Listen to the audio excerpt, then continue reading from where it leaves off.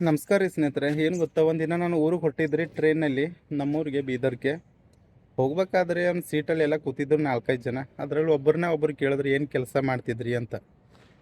ಕೇಳೋಕ್ಕಿಂತ ಮುಂಚೆ ಹೋಗು ಬಾರು ಅಂತೇಳಿ ಈ ಕ್ವಶನ್ದಲ್ಲಿ ಮಾತಾಡ್ತಿದ್ರು.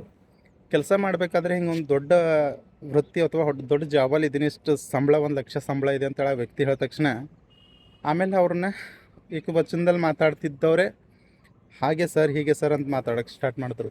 ನನಗೆ ಅಲ್ಲಿ ಒಂದು ಅರಿವಾಯಿತು, ಜನನ ವೃತ್ತಿ ಮತ್ತು ನಮ್ಮ ಆದಾಯ ಎಷ್ಟಿದೆ ಅನ್ನೋದ್ರ ಮೇಲೆ ನಮಗೆ ಎಷ್ಟು ಬೆಲೆ ಕೊಡಬೇಕು, ಮರ್ಯಾದೆ ಕೊಡಬೇಕು ಅಂತ ಖಚಿತ ಮಾಡ್ಕೊಳ್ತಾರೆ ರೀ.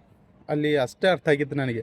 ಯಾಕಂದರೆ ಮುಂಚೆ ಹೋಗೋ ಬಾರೋ ಅನ್ನೋತಿದ್ದವರೆಲ್ಲ ಖಾಲಿ ಸಂಬಳ ಇಷ್ಟಿದೆ ಅಂತ ಹೇಳಿದ ತಕ್ಷಣ, ಹೇಳಿ ಸರ್, ಕೂತ್ಕೊಳ್ಳಿ ಸರ್, ನೀರು ಕುಡಿತೀರಾ ಸರ್, ಈ ಥರ ಮಾತಿನ ಶೈಲಿ ಚೇಂಜ್ ಆಯಿತು ನೋಡಿ. ಜನಗಳು ಹೆಂಗೆ ನೋಡಿ.